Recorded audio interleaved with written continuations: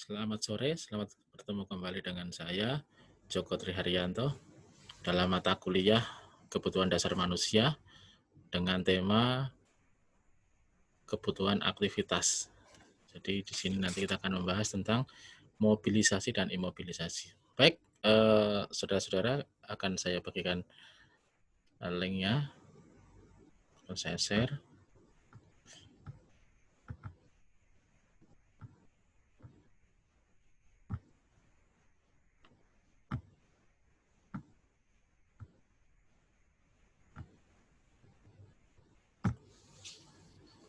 Nah, kebutuhan aktivitas.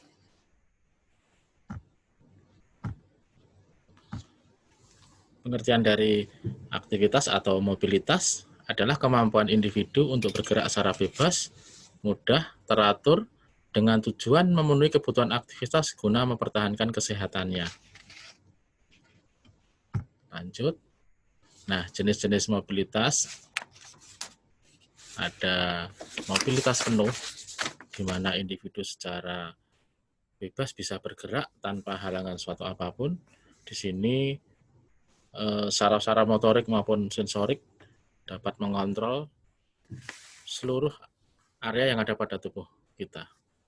Kemudian yang kedua adalah mobilitas sebagian, di mana di situ kemampuan seseorang untuk bergerak dengan batasan yang jelas dan tidak mampu bergerak secara bebas karena dipengaruhi oleh gangguan saraf motorik dan sensorik pada area tubuhnya.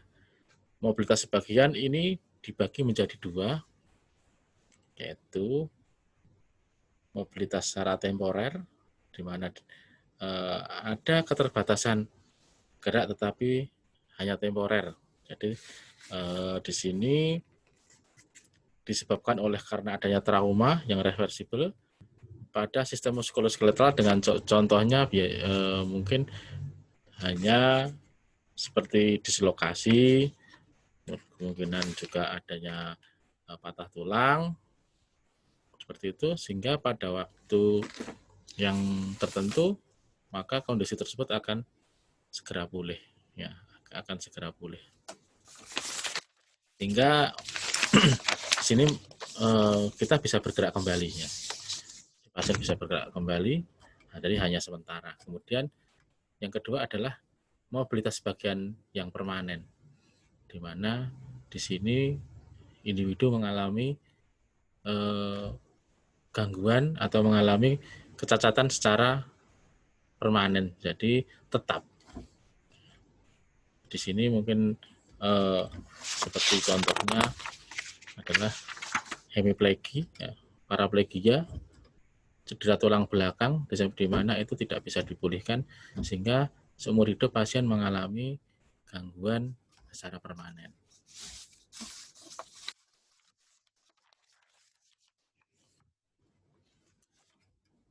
Nah, gerak persendian, di sini macam persendian ada sinartrosis, amfiartrosis, di mana kedua sendi ini sinartrosis sama sekali tidak bisa bergerak, tentunya ada di tempurung kepala. Kemudian amfiartrosis ini bergerak sedikit, tentunya ada di tulang-tulang belakang. Kemudian diartrosis ini yang sendi yang merupakan sendi yang bisa bebas bergerak.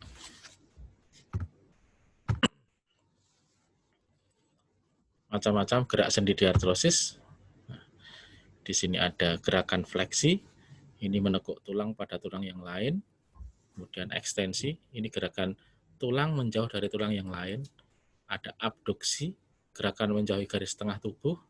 Kemudian ada adduksi, gerakan tulang mendekati garis tengah tubuh. Kemudian rotasi, ini gerakan memutar suatu tulang pada aksesnya. Kemudian sirkumduksi, gerakan melingkar.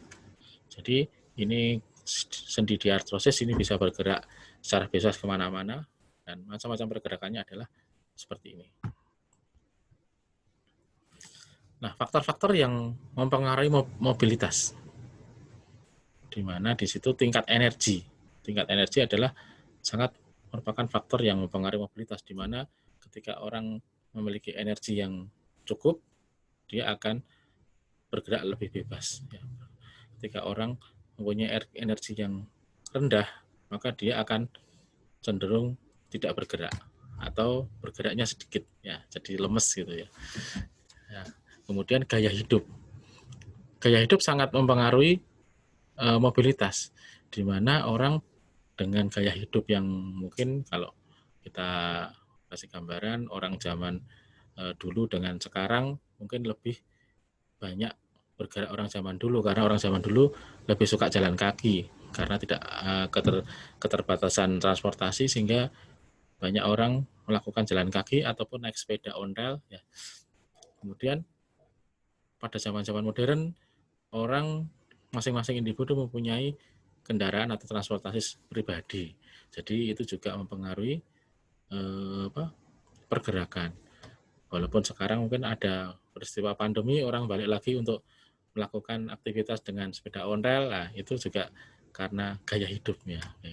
Kemudian orang dengan gaya hidup, misalkan seorang perokok, kemudian dia mengalami gangguan pada jantungnya sehingga dia ngos-ngosan.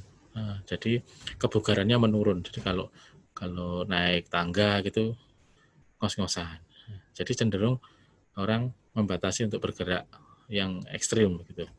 Nah, itu karena gaya hidupnya masing-masing individu kan berbeda. Faktor budaya. Nah, faktor budaya itu juga mempengaruhi mobilitas seseorang. Di mana budaya, mungkin kalau kita bisa kira budaya orang Jawa dengan budaya orang luar negeri atau orang luar di luar Jawa atau di luar Jawa itu juga berbeda. Mungkin orang Jawa cenderung lebih slow, halus gitu ya. Mungkin cara berjalannya aja diatur gitu ya, diatur ya. Mungkin ada, kalau kita lihat di keraton itu juga ada orang harus laku dodok, harus menyembah, harus macam-macam aturannya. Nah, ini faktor-faktor budaya juga mempengaruhi, di mana itu mempengaruhi dari pola hidup seseorang. Orang dengan pola budaya yang bebas mungkin dia lebih cenderung lebih mau gerak ya gerak aja gitu ya. Dan jenis kelamin antara laki-laki dan perempuan tentunya juga punya tingkat mobilitas yang berbeda. Kemudian juga usia yang balita, dewasa, lansia itu mempunyai tingkat mobilitasnya sendiri-sendiri berbeda. Dan proses penyakit. Nah, proses penyakit ini sangat mempengaruhi kebugaran. Jadi orang ketika memiliki penyakit dia akan cenderung untuk mengurangi pergerakan. Contohnya mungkin penyakit-penyakit yang diabetes, maka dia akan memiliki gejala-gejala yang lemas,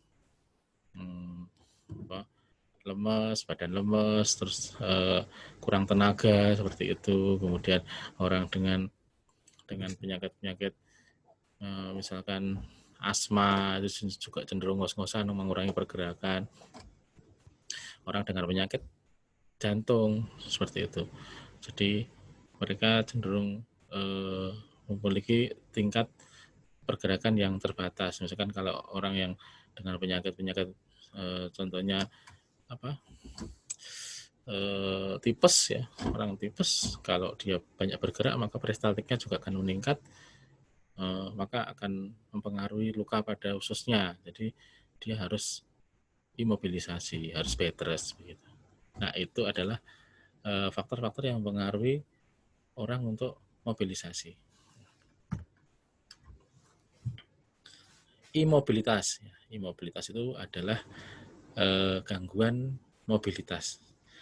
Suatu keadaan di mana individu tidak dapat bergerak secara bebas karena kondisi yang mengganggu pergerakan. Ada kondisi-kondisi tertentu yang mengganggu pergerakan sehingga individu tidak bisa secara bebas untuk bergerak. Ya.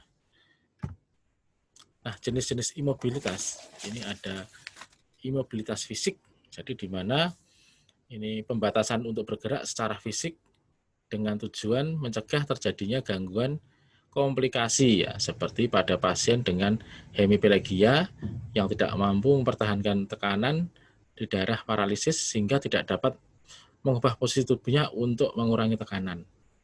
Jadi ini secara fisik ya, Ini ada pembatasan pergerakan secara fisik ya, oleh karena kondisi tertentu. Kemudian imobilitas intelektual, ini adalah keadaan seseorang mengalami keterbatasan daya pikir. Seperti pada pasien yang mengalami kerusakan otak akibat suatu penyakit, misalkan orang dengan penyakit tumor pada otak, jika dia untuk berpikir keras atau berpikir itu dia mengalami gangguan, sehingga dia mengalami gejala-gejala pusing, sakit kepala, sehingga dia tidak bisa secara intelektual menggunakan daya pikirnya. Kemudian imobilitas emosional. Ketika seseorang mengalami pembatasan secara emosional karena adanya perubahan secara tiba-tiba dalam menyesuaikan diri. Nah, ini contohnya orang stres berat ya. Orang stres berat oleh karena adanya kehilangan salah satu anggota tubuhnya, misalkan pada orang dengan amputasi. Nah, ini kan orang mengalami secara emosional ya. Kemudian imobilitas sosial, orang di mana individu mengalami keterbatasan untuk berinteraksi secara sosial oleh karena suatu kondisi, oleh karena suatu penyakit, ataupun mungkin kalau orang di penjara itu juga dia secara sosial diimobilisasi, dibatasi. Tapi pada orang yang sakit dengan tirah baring ya, mungkin orang opname, dia akan mengalami gangguan interaksi sosial. Jadi ada peran-peran sosial di mana dia berperan di masyarakat itu terganggu, tidak bisa berlangsung karena adanya pembatasan pergerakan oleh karena penyakit atau bed rest dan sebagainya. Oke, lanjut. Nah, dampak imobilisasi ini ada dua, yaitu secara fisik dan secara psikologis.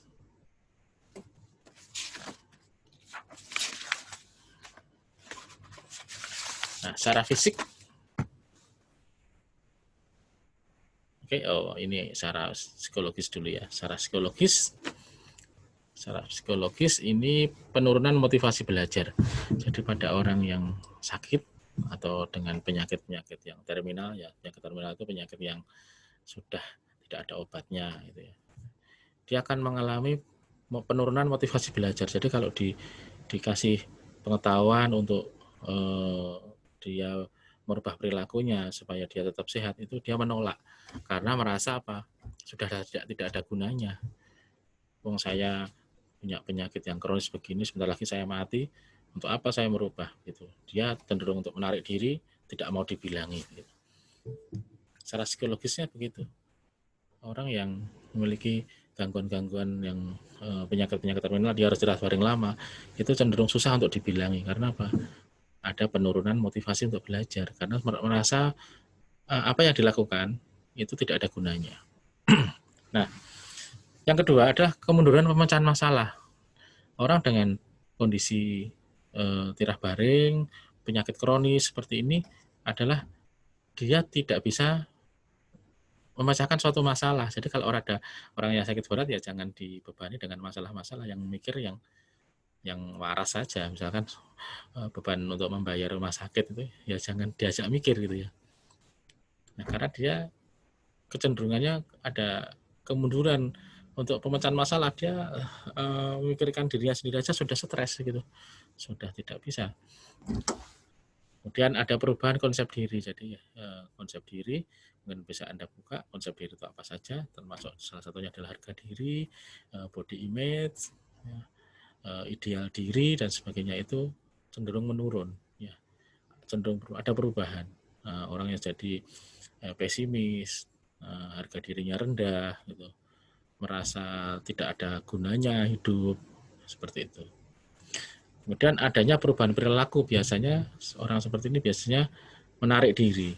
Jadi menarik diri itu dia tidak mau secara aktif untuk berkomunikasi, mungkin juga untuk perawatan dirinya, tidak mau mandi, tidak mau makan, menolak untuk dirawat, begini itu. Itu dampak psikologis dari imobilisasi. Nah, sekarang dampak secara fisik. Nah, secara fisik muskuloskeletal ya, otot ya, otot ini cenderung adanya perubahan sirkulasi darah, metabolisme dan sebagainya, sehingga otot ini tidak berkembang karena juga tidak aktif, tidak sering dipakai, sehingga ini tidak berkembang. Nanti lama-lama akan otot ini akan menjadi atrofi atau mengecil ketika badan atau tubuh kita itu tidak aktif digunakan, maka ukurannya akan menjadi kecil, memendek dan sebagainya. Itu secara muskuloskeletal. Kemudian secara adanya perubahan metabolisme. Ini metabolisme ini terjadi penurunan kecepatan metabolisme rate ya.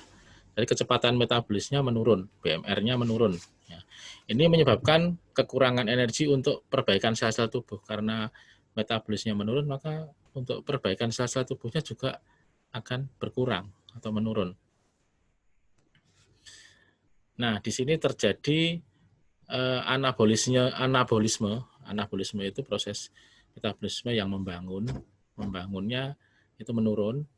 Kemudian katabolismenya meningkat. Nah, di sini efeknya banyak sekali ya. Orang yang tidak aktif itu, makanya orang yang aktif itu akan cenderung lebih sehat dibandingkan orang yang tidak aktif ya, karena dampaknya banyak sekali. Ada ketidakseimbangan cairan elektrolit. Nah, kemudian ada juga perubahan gizi, ya, penyerapan gizi, sirkulasi, ya, membawa gizi makanan, sehingga di situ terjadi penurunan sirkulasi, sehingga gizinya juga tidak nyampe ke seluruh tubuh yang diharapkan, seperti itu. Kemudian ada perubahan sistem pernapasan pada orang yang tirah baring, maka kondisinya akan terjadi statis, ya, statis. Ada penekanan ekspansi paru yang ada di situ, hingga diafragma tidak bisa bergerak, sehingga orang yang bisa sesak nafas ini berdampak pada pernafasan.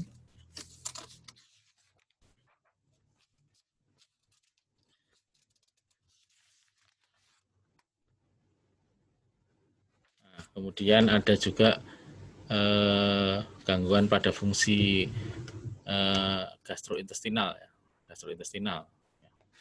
di mana di situ imobilisasi dapat menurunkan hasil makanan yang dicerna, sehingga penurunan jumlah masukan yang cukup dapat menyebabkan keluhan seperti perut kembung, mual, dan nyeri penuh. Ya, jadi karena adanya ketidakcukupan nutrisi, ya mungkin lambungnya sering kosong, maka akan terjadi gangguan-gangguan, peningkatan asam lambung, kemudian terjadi perut kembung, dan sebagainya.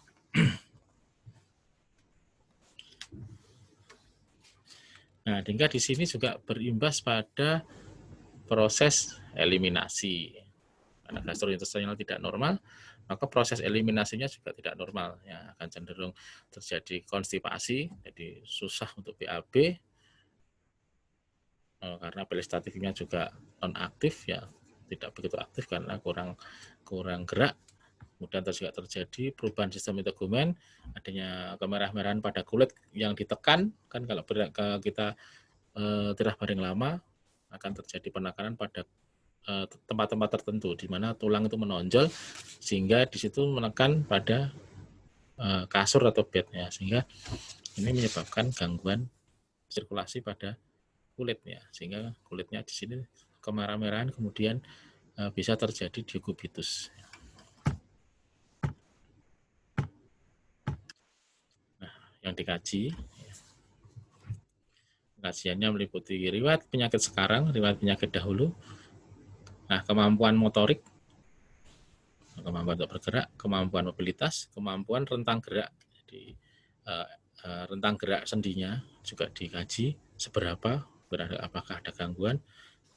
Kemudian adanya perubahan terhadap intoleransi terhadap aktivitas, sehingga kalau ketika individu itu beraktivitas maka akan terjadi perubahan tanda-tanda vital ya, di situ. Dan adanya perubahan kekuatan otot dan juga perubahan psikologi. Ini perlu dikaji didalami apakah ada. Kemampuan mobilitas ini ada skala ya, skala di mana tingkat 0 ini mampu merawat diri sendiri secara penuh. Jadi berarti dia tidak ada gangguan mobilitas. Kemudian tingkat 1 memerlukan penggunaan alat, jadi bisa bergerak tapi menggunakan alat bantu. Ya. Dan yang kedua memerlukan bantuan orang lain. Ini memerlukan bantuan orang lain untuk bisa bergerak, dipapah, dituntun dan sebagainya itu. Dan tingkat yang ketiga ini memerlukan bantuan dan peralatan, butuh dua-duanya, baik menggunakan alat maupun juga harus dibantu dengan orang lain. Yang tingkat keempat adalah sangat tergantung, tidak dapat melakukan, sama sekali tidak bisa melakukan aktivitas atau mobilisasi. Jadi ini tidak baring, bed rest total. Derajat tentang gerak ini ada di berbagai lokasi, ya, di bahu, di siku.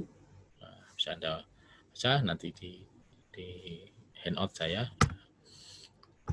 Kemudian kekuatan otot, ya, pengkajian muscle test ini dengan muscle test ketika di tes ini skala 0, ini kekuatannya 0, ini paralisis sempurna, lumpuh sempurna, ya, jadi tidak bisa bergerak. Skala 1 dengan kekuatan 10%, tak ada gerakan, ya. Kontraksi otot dapat dilihat dan dipalpasi. Tidak ada gerakan tapi ada sedikit kontraksi otot, ya, bisa dilihat. Kemudian skala 2, ini kekuatannya 25%.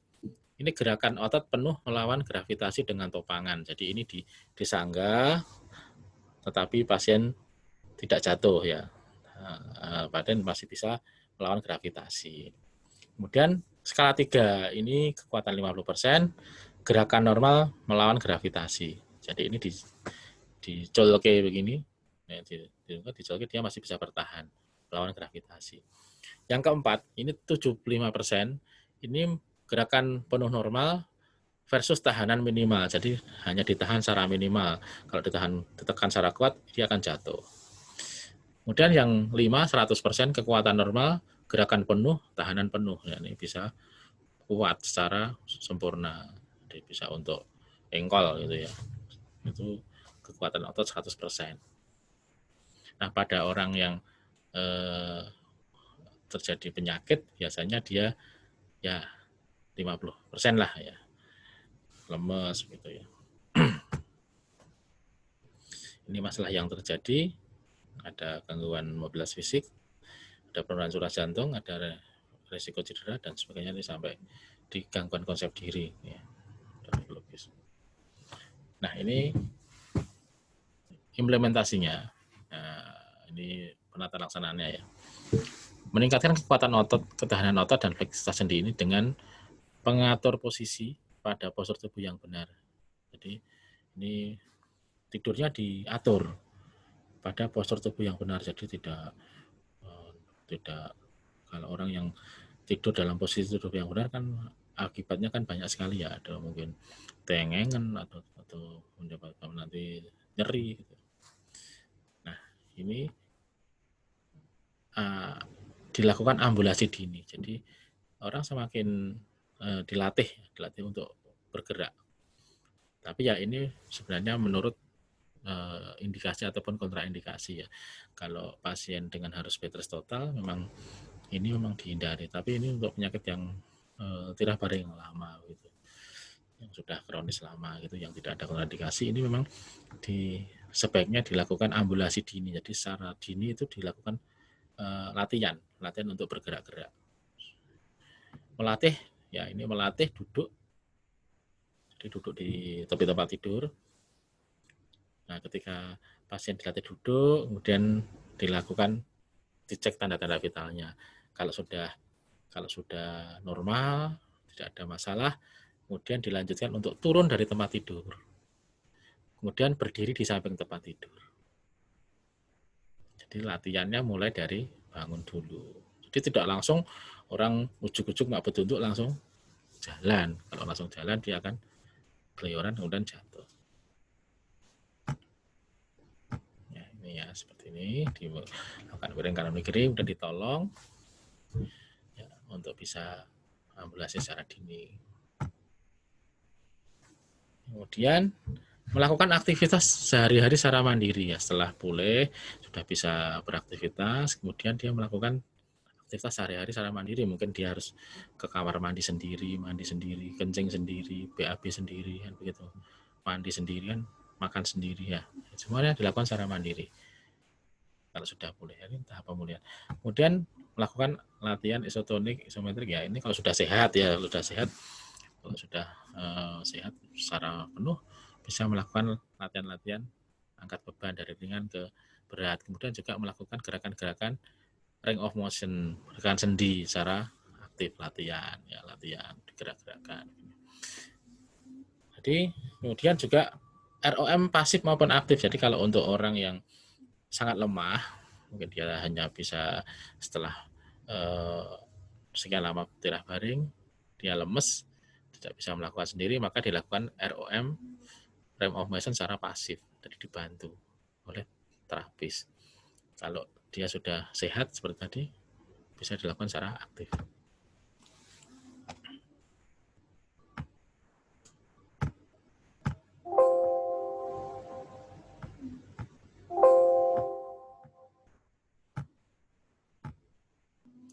Nah, untuk meningkatkan fungsi kardiovaskuler, supaya fungsi kardiovaskuler berangsur-angsur pulih, maka dilakukan ambulasi dini, jadi bergerak secara perlahan-lahan, tapi aktif ya, dilakukan latihan secara aktif. Kemudian pelaksanaan kegiatan aktivitas sehari-hari secara mandiri tadi ya, pengukuran vital sign setiap kali terjadi perubahan posisi. Jadi setiap kali dia berubah posisi, maka dites vital sign-nya apakah sudah stabil. Nah, kan biasanya juga tanda-tandanya ketika pasien berubah posisi, kalau dia tidak stabil itu pusing dan glier, itu berarti tanda-tandanya tidak stabil, maka bisa dicek biasanya tensinya rendah gitu. Tapi kalau sudah stabil, ini bisa melakukan gerakan-gerakan selanjutnya ya, yang lebih aktif. Kemudian meningkatkan fungsi respirasi. Ya, ini melatih pasien untuk napas dalam dan batuk efektif. Nah, ini melatih napas dalam. Jadi supaya ini lendir-lendir yang ada di dalam saluran nafas ini keluar semua. Jadi minum yang banyak, kemudian tarik napas dalam, kemudian dibatukkan sehingga biar sekretnya itu keluar. Ini bisa dilatih pasiennya. Kemudian mengubah posisi tiap 1-2 jam. Jadi ketika pasien itu tirah bareng lama, tadi ya untuk menghindari supaya tadi pasiennya lendir-lendirnya bisa keluar, ya pasiennya di miring kanan, miring kiri setiap 1-2 jam, ubah posisi, supaya ini bisa keluar. Postural drainase, nah ini juga diposisikan supaya ini cairan-cairan ini bisa keluar sesuai dengan posisinya. Perkusi dada dan vibrasi, dadanya ditepuk-tepuk, ya, baik dari yang depan maupun di belakang, ditepuk-tepuk supaya ini sekret-sekret yang ada di dalam itu bisa gogroknya, dan bisa dikeluarkan lewat batuk efektif. Meningkatkan fungsi gastrointestinal, ini mengatur diet tinggi kalori, vitamin dan mineral. Jadi dietnya diatur. Jadi kalau pasien yang membutuhkan kalori yang banyak, ya dia dikasih tinggi kalori dan vitamin mineral. Tapi kalau pasiennya memang pasien dengan diabetes, ya berarti kalorinya dikurangi seperti itu ya. Ya itu diatur dietnya. Kemudian latihan ambulasi, supaya ketika bergerak miring kanan, miring kiri, ambulasi itu nanti gastrointestinalnya akan berangsur-angsur normal, peristaltiknya normal, sehingga pasien bisa normal. Ya.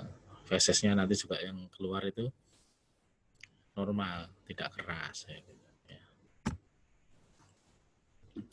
Meningkatkan fungsi sistem kemih, ini latihan ambulasi, mengubah posisi dan mempertahankannya. Jadi posisi diubah, kemudian dipertahankan. Dan anjurkan minum 2.500 cc per hari atau lebih. Jadi kira-kira 8 gelas lah. Lebih ya, kalau lebih baik. Air putih ya sebaiknya. Bila tidak bisa BAK, lakukan kateterisasi. Jadi kalau pasien tidak bisa BAK, kemudian minta tolong sama perawatnya untuk dilakukan kateter, dikeluarkan, karena ini harus keluar. Nah, tidak boleh kantong kemih itu penuh, terus nanti akan reflux, nanti akan balik ke ginjal, malah nanti jadi gagal ginjal akut gitu ya. Untuk mencegah inkontinensia uri, jadi biasanya ini pada kelumpuhan yang dia ngompol tidak terasa ya. Ini diusahakan pada siang hari. Ini minumnya banyak. Karena apa? Masih ada yang jaga. Ya mau kencing mau kapanpun ada yang menolong gitu. Dan sedikit pada malam hari. Kalau malam hari kan orang pada tidur ya, sehingga diharapkan dia ngompolnya nggak terlalu banyak. Ya. Memperbaiki gangguan psikologi. Tadi gangguan psikologi. Ini komunikasi terapeutik. Jadi kita berkomunikasi dengan pasien supaya memotivasi pasien untuk bisa memiliki semangat untuk sembuh. Jadi dia harus mau untuk latihan, mau untuk beraktivitas.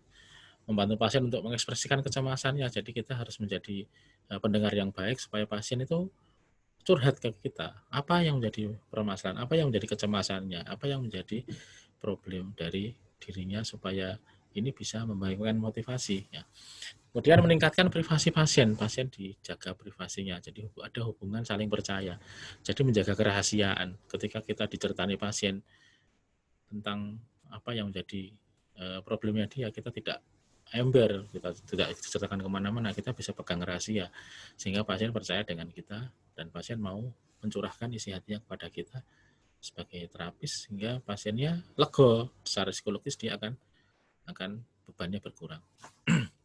Memberikan dukungan moral, kemudian menganjurkan untuk melakukan interaksi sosial. Jadi ya diajak untuk berinteraksi dengan mulai dari dengan keluarganya, dengan temannya, gitu. Sehingga dia bisa terhibur, ya, bisa interaksinya bisa, mobilisasinya pulih ya. Jadi secara tadi ada imobilisasi sosialnya tidak terganggu gitu ya. Dia bisa berinteraksi secara bebas. Baik, demikian kuliah hari ini. Silahkan nanti Anda pelajari handout saya, atau bisa juga Anda belajar di internet, banyak sekali informasi-informasi yang terkait dengan mobilisasi dan imobilisasi. Cari, ketik aja. Apa yang Anda ingin tahu, itu akan ada di situ. Saya hanya sebagai fasilitator. Terima kasih atas perhatiannya. Kalau ada salah kata saya mohon maaf. Terima kasih.